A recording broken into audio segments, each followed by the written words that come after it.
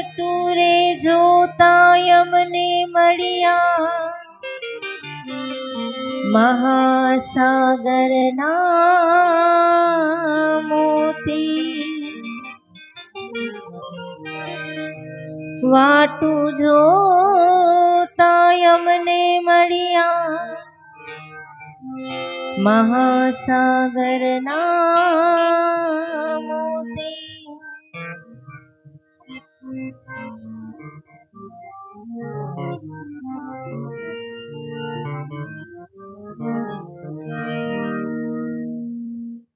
ભક્તિ કહે હું ભાવની ભૂખી, પલ પલ વાટું જોતી. વાટું રે જોતા અમને મળ્યા મહાસાગરના મોતી. આપણા સંતોએ ભક્તિના ખૂબ વખાણ કર્યા છે.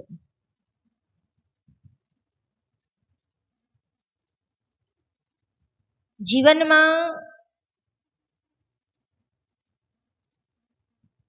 જન્મ મળ્યા પછી જન્મારો સુધારવો હોય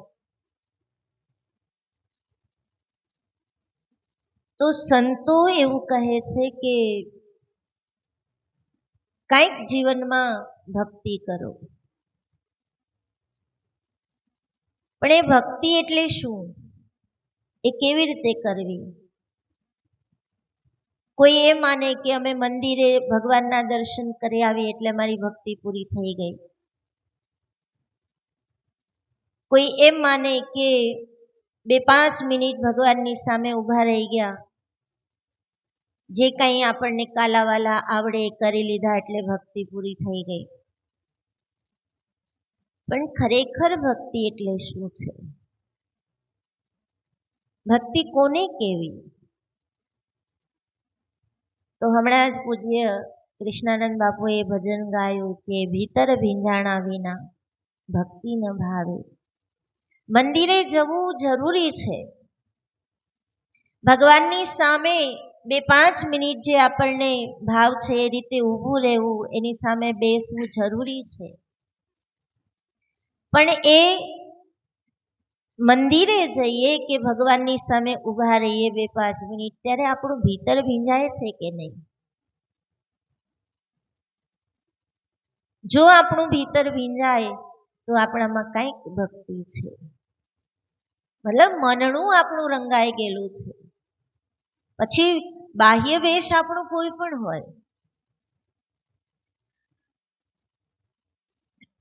ભક્તિ કેવી રીતે કરવી એના માટે ગંગા સતી આપણને ખૂબ સરળ ભાષામાં પોતાના ભજનો દ્વારા સમજાવી ગયા છે કે ભક્તિ કરવી તેણે રાંક થઈને રહેવું, મેલવું અંતરનું અભિમાન, સદગુરુ ચરણોમાં શીશ નમાવવું અને કર જોડી લાગવું પાય. ભક્તિ કોણ કરી શકે? ભક્તિ કરવા માટે કેવી ભૂમિકા જોઈએ?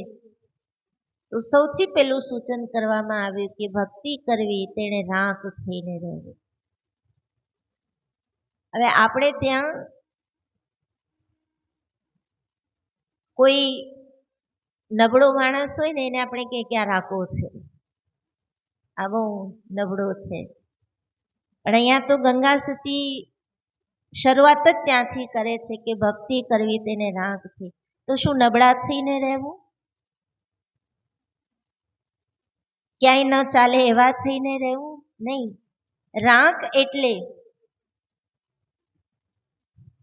છળ કપટ રહિત, જેનું હૃદય નિષ્કપટ છે, જેના હૃદયમાં કોઈ બીજાને છેતરવાની ભાવના નથી,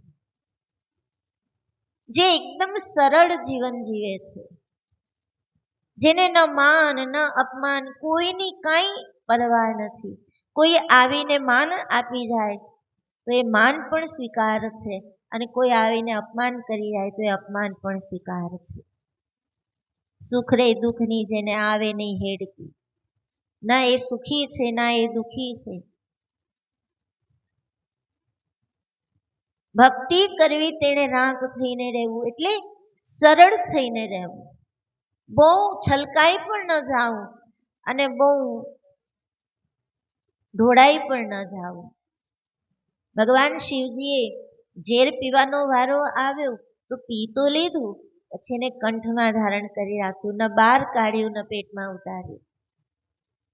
તો એકદમ સરળ જીવન જેનું છે એ ભક્તિ કરી શકે. મેલવું અંતરનું અભિમાન. સરળ કોણ થઈ શકે? જેને પોતાનો ઈગો છૂટી જાય.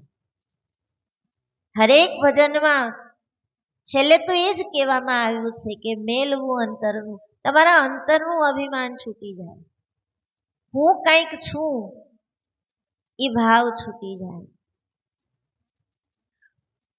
સંતવાણીમાં તો ત્યાં સુધી કીધું છે કે હું એનો છું એ ભાવ પણ છૂટી જવો જોઈએ. રામ રાખે એમ રહેવું ઓધવજી, કોઈને કાંઈ ન કહેવું. એ જેમ રાખે, મીરાબાઈએ કીધું, वो जहां बैठा आवे वहीं बैठूं, वो जो खिलावे वो ही खाऊं. वो जहां बैठा आवे वहीं बैठूं, वो जो खिलावे वो ही खाऊं. अगर वो चाहे तो मारे तो मर जाऊं. એ કદાચ મને મારી નાખે તો મરવાની પણ મારી તૈયારી છે, પણ એ ક્યારે થાય કે જ્યારે અંતરનું અભિમાન છૂટી જાય. બાહ્ય જીવનમાં તો આપણે બધું જ છોડી શકીએ. બાહ્ય જીવનમાં તો ત્યાગ કરવો આપણા માટે બહુ સરળ છે, પણ આંતર જીવનમાં અંદરથી આપણે કેટલા તૈયાર છે એની અહીંયા વાત કરી છે. એટલે કીધું છે ભીતર ભીંજાણા વિના ભક્તિ ન ભાવે. બાહ્ય ક્રિયાઓ કરતા કરતા આપણે આપણું અંતર રંગવાનું છે, અને અંતર રંગાઈ જાય, અભિમાન છૂટી જાય. સદગુરુ ચરણોમાં શીશ નમાવું અને કર જોડી લાગવું પાય. સદગુરુ ચરણોમાં શીશ નમાવવું. આપણા જીવનમાં કોઈ એક ઠેકાણું એવું હોય કે જ્યાં આપણે એકદમ ખુલ્લા થઈ શકીએ. સમાજની સામે ભલે આપણે પેક હોઈએ, પણ એક જગ્યા એવી હોવી જોઈએ કે જ્યાં આપણે ખુલ્લા થઈ શકીએ, અને એ જગ્યા એટલે સદગુરુનું ચરણ. ત્યાં આપણે ખુલ્લા થઈ જવું, ત્યાં પછી ભેદ ન રખાય. કીધું છે ને, પ્રીત વહાં पर्दा નહીં, पर्दा वहां नहीं प्रीत, प्रीत और पर्दा दोनों रखे वो दुश्मन की રીત. એક ઠેકાણું એવું છે, એ સદગુરુનું શરણ એવું છે કે જ્યાં આપણે ખુલ્લા થઈ જઈએ, આપણી જીવનની પુસ્તક ત્યાં પછી ખુલી જાય. અને એના ચરણોમાં શીશ નમાવવું. શીશ એટલે આપણું મસ્તક. હવે નમીએ તો આપણે રોજ છે, આશ્રમે આવીએ એટલી વાર આપણે નમીએ, તો ખાલી એ નમનની વાત કરી છે? પણ મસ્તક એ બુદ્ધિ શક્તિનું પ્રતીક છે. ત્યાં નમવાનું છે એનો અર્થ કે તમારી બુદ્ધિ શક્તિને એના ચરણમાં છોડી દો. ત્યાં ખુલ્લા થવાનું છે, પણ ત્યાં ખુલ્લા થયા પછી પોતાની બુદ્ધિ વાપરવાની નહીં. કીધું છે ને કે એમ કે દિવસ તો હા દિવસ, એમ કે રાત તો હા રાત. આટલી બધી આપણી તૈયારી હોય ને ત્યારે એના ચરણોના અધિકારી આપણે બનીએ, તો પછી આપણે કહી શકીએ કે સદગુરુ ચરણમાં મારે કાયમ દિવાળી. પણ ક્યારે? કે આપણી બુદ્ધિ શક્તિ આપણે એના ચરણમાં છોડી દઈએ. સદગુરુ ચરણોમાં શીશ નમાવવું અને કર જોડી લાગવું પાય. આ કર, આપણા કર એટલે હાથ. હાથ છે ને કર્મનું પ્રતીક છે. કામ આપણે હાથેથી જ કરીએ ને, કોઈ પણ સારું નરસું કર્મ આપણે હાથેથી જ કરીએ. તો મસ્તક નમાવવું એટલે બુદ્ધિ શક્તિ એને આપી દીધી, અને કર જોડી એટલે કે તમારા બધા કર્મ એને સમર્પિત કરીને પછી કરો. ચંડીપાઠનો એક બહુ સુંદર શ્લોક છે, મત સમહ પાતકી નાસ્તિ પાપઘ્નિ ત્વત્સમા નહીં, એવં જ્ઞાત્વા મહાદેવી યથા યોગ્યમ તથા કુરુ. મારા સમાન પાપી કોઈ નથી, અને તમારા સમાન પાપને ધોવા વાળું કોઈ નથી. હું આપના શરણે છું, યથા યોગ્યમ તથા કુરુ. પોતાની બુદ્ધિ પણ ત્યાં સોંપી દેવાની છે અને તમારા કર્મ એ ત્યાં સોંપી દેવાના છે. દ્રૌપદીના જ્યારે ચીર પુરાતા હતા, ભગવાન આવ્યા ચીર પૂરવા, સાડી બનીને આવ્યા એમ કે છે સાહિત્યકારો. પણ એ પહેલા તો દ્રૌપદીએ છે ને સભા આખી ભરાણી હતી, એમાં જેટલા પણ ધુરંધરો હતા એ બધાની સામે જોયું કે મારી લાજ બચી જાય, ભીષ્મ પિતામહ મને બચાવી લે, મારા પતિઓ મને બચાવી લે, ગુરુ લોકો બેઠા છે એ મને બચાવી લે. પણ કોઈ બચાવવા વાળું નહોતું. ત્યારે પોતાની સાડી પોતાના હાથે પકડી, તોય ન થયું. પોતાના દાંતમાં દબાવી રાખી, તોય ન થયું. પછી એણે હાથ ઉપર કરીને એમ કહી દીધું, તુભ્યમેવ વસ્તુ તુભ્યમેવ સમર્પયે, ત્વદીયમ ગોવિંદ તુભ્યમેવ સમર્પયે. તે જે આપ્યું છે મને, આ દેહ, આ જીવન, એ તને સમર્પિત કરું છું. હવે મારી લાજ બચાવવી એ તારા હાથમાં છે, અને તારા હાથમાં છે એમ કહીને એણે હાથ ઊંચા કરી લીધા. તો ભગવાનને ત્યાં સાડી બનીને આવવું પડ્યું.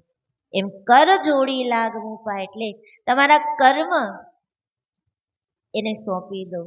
જે કંઈ આપણે કર્મ કરીએ એને સાક્ષીમાં રાખીને કરીએ. કોઈ નથી જોઈતું, કોઈ નથી જોતું, કોઈ નથી જોતું, પણ એક પરમાત્મા આપણને જોવે છે, આપણા સદગુરુ આપણને જોવે છે કે આપણા કર્મ કેવા છે.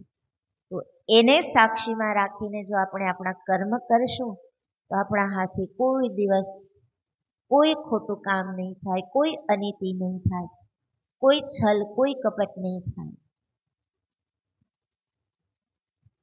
તો ભક્તિ કરવી એને રાંક થઈને રહેવું. અને રાંક થવા માટે શું કરવું?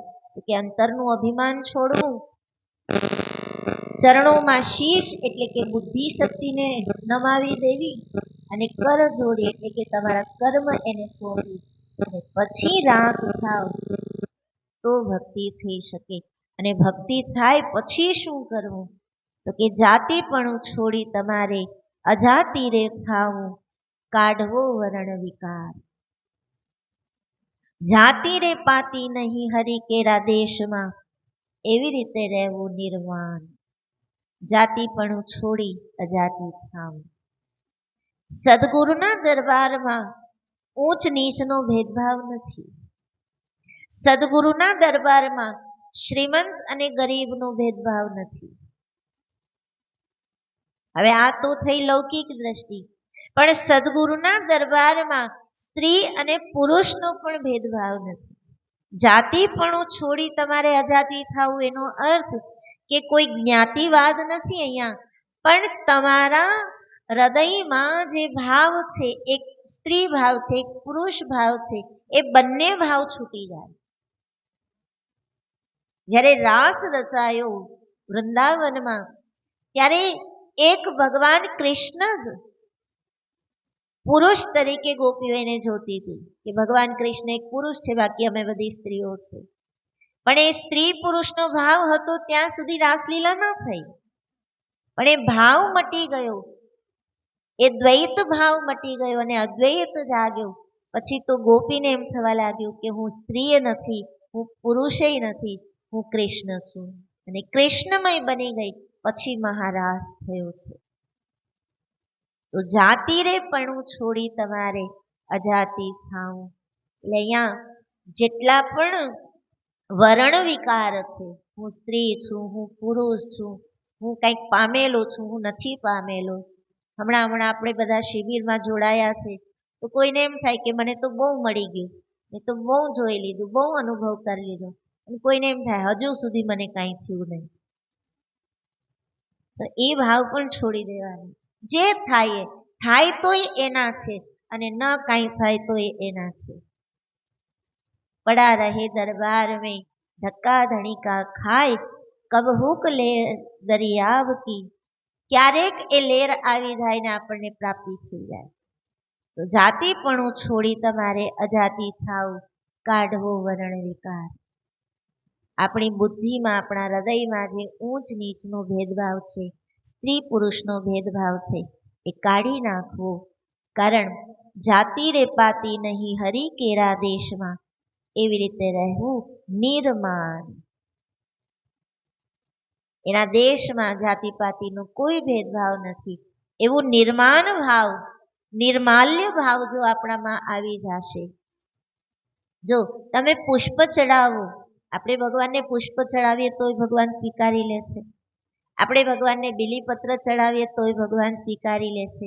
એને તમે ગંગાજળ ચડાવો તો એ સ્વીકારી લે છે.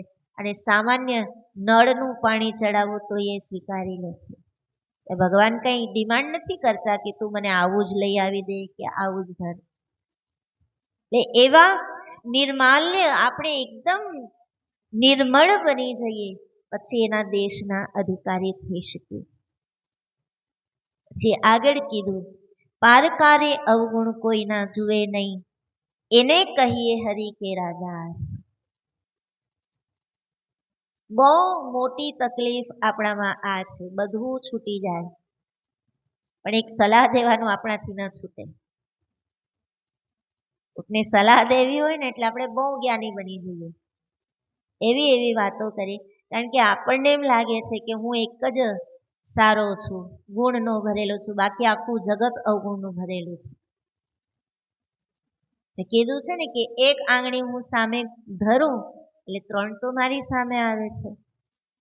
એટલે 3 વખત દોષ મારામાં છે, ત્યારે એક દોષ મને સામેવાળામાં દેખાય છે. તો બહુ ટકોર કરીને કીધું છે કે પારકારે અવગુણ કોઈના જુએ નહીં, એને કહીએ હરિના દાસ. દાસ એ થઈ શકે, દાસીપણું એનામાં આવી શકે જેને બીજાના દોષ નથી દેખાતા. અરે એ ભૂમિકા ક્યારે આવશે? ત્યારે આપણે નિર્દોષ થઈશું.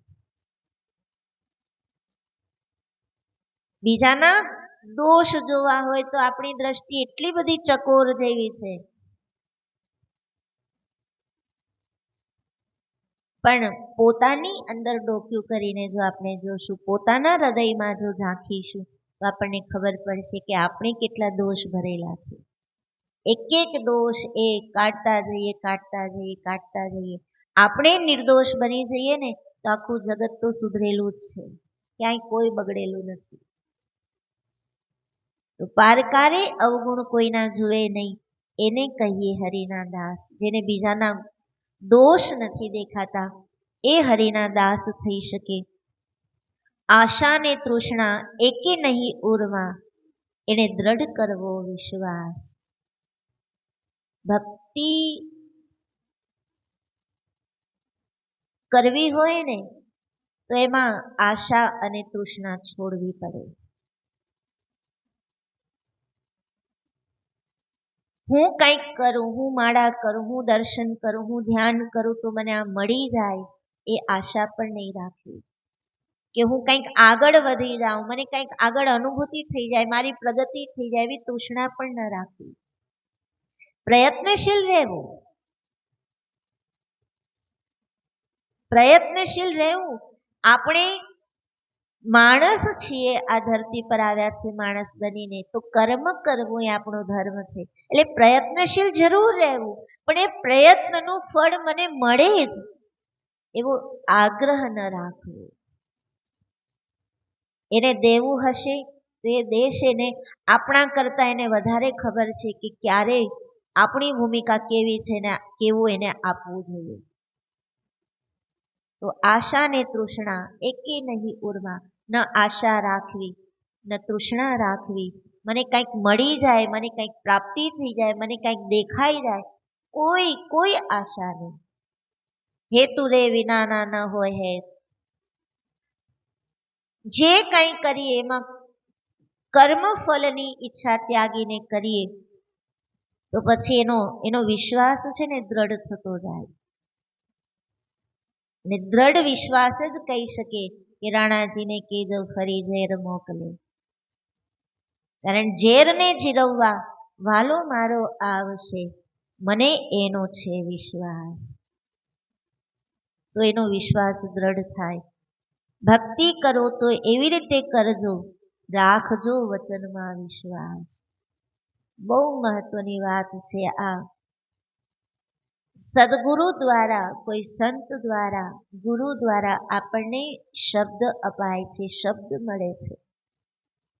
પછી એ શબ્દ કોઈ મંત્ર હોય તોય ભલે, કે સામાન્ય કોઈ વાક્ય હોય તોય ભલે. મંત્ર મૂલમ ગુરોર વાક્ય.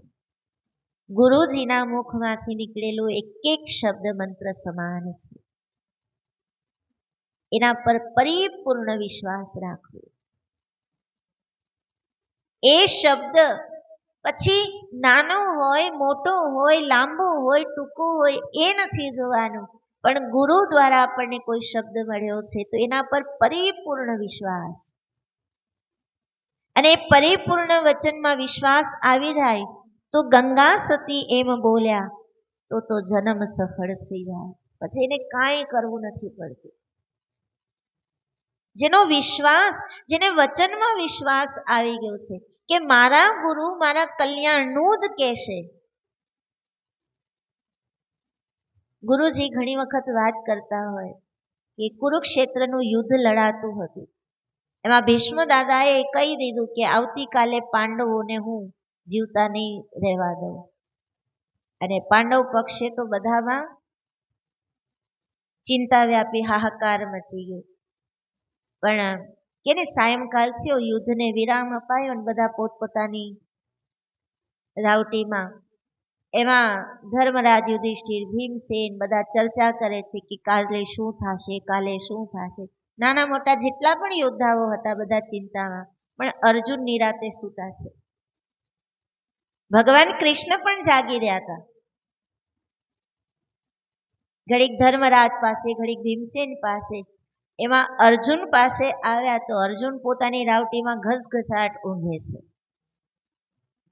એટલે ભગવાન કૃષ્ણે અર્જુનને જગાડ્યા અને કીધું કે આવતીકાલે ભીષ્મ દાદાની પ્રતિજ્ઞા છે કે પાંડવોને હું રહેવા નહીં દઉં, અને તને ઊંઘ આવે છે, તને કાંઈ ચિંતા નથી.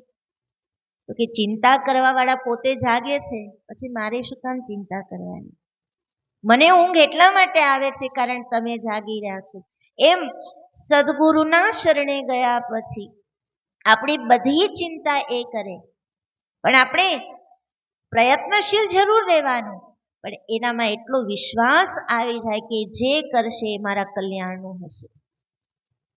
કે જે કરશે એ કદાચ આપણને કંઈક કહેશે તો એ કહેવામાં પણ મારું કલ્યાણ છે. એ કાંઈ નહીં બોલે તો એના મૌનમાં પણ મારું કલ્યાણ છે. એ જોશે તોય મારું કલ્યાણ છે, અને એ આંખ બંધ કરી દેશે તોય મારું કલ્યાણ છે. આટલો વિશ્વાસ એના શરણમાં આવી જાય તો ગંગા સતી એમ કહે છે તો જન્મારો સફળ થઈ જાય. તો એનો આ જન્મ, આવતો જન્મ, આ લોક પરલોક બંને સુધરી જાય છે. ને આવું વ્યક્તિત્વ એ ભક્તિ કરી શકે. બાકી આપણે કહીએ કે ભક્તિ કરીએ એ તો માત્ર આશ્વાસન છે. ખરેખર તો જીવનમાં બદલાવ આવવો જોઈએ, અને જેના જીવનમાં આવો બદલાવ આવે એને ભક્તિ પચે છે. ભક્તિ કહે હું ભાવની ભૂખી, પલ પલ વાટું જોતી, વાટું રે જોતા અમને મળ્યા. પછી એને મહાસાગરના મોતી મળતાય વાર નથી લાગતી. તો બાબાજીના શ્રી ચરણોમાં પ્રાર્થના કરીએ કે આપણા સૌના જીવનમાં ગંગા સતી જેવા કહે છે એવા લક્ષણો આવે. આપણે ભક્તિને કંઈક સમજી અને પછી ભક્તિ કરીએ એવી બાબાજીની કૃપા આપણા સૌ ઉપર ઉતરે એવી પ્રાર્થના કરી. જય ગુરુદેવ, જય ગિરનારી. બોલીએ ગિરનારી મહારાજ.